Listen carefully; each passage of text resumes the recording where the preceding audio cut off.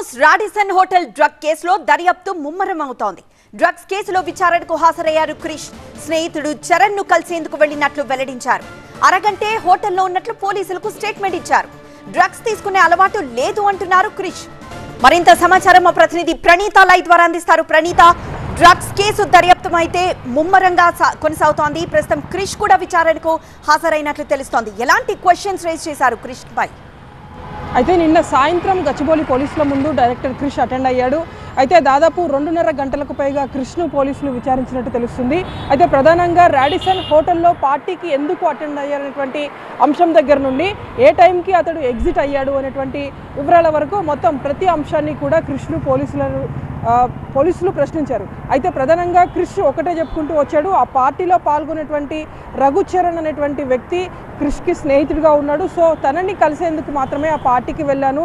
ఒక బిజినెస్కి సంబంధించి మాట్లాడేందుకు చరణ్ని సంప్రదిస్తే ఆ ప్లేస్కి రావాల్సిందిగా చరణ్ చెప్పాడు. సో ఆ క్రమంలోనే చరణ్ లొకేషన్ పెట్టేటువంటి తరుణంలోనే తాను ఆ ప్లేస్కి వెళ్ళానంటూ కూడా క్రిష్ పోలీసులకి వాంగ్మూలం ఇచ్చాడు.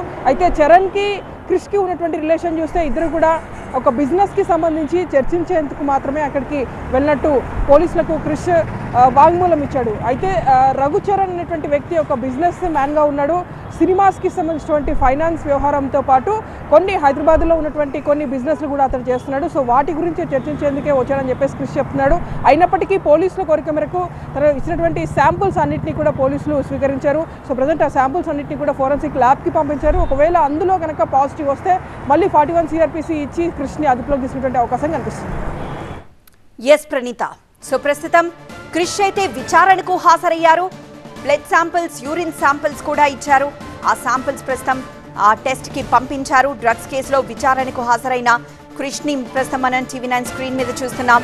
అయితే స్నేహితుడు చరణ్ ను కలిసేందుకు మాత్రమే రాడిసన్ హోటల్కు వెళ్లానని, కేవలం అరగంట మాత్రమే హోటల్లో ఉన్నట్లు క్రిష్ చెప్పారు.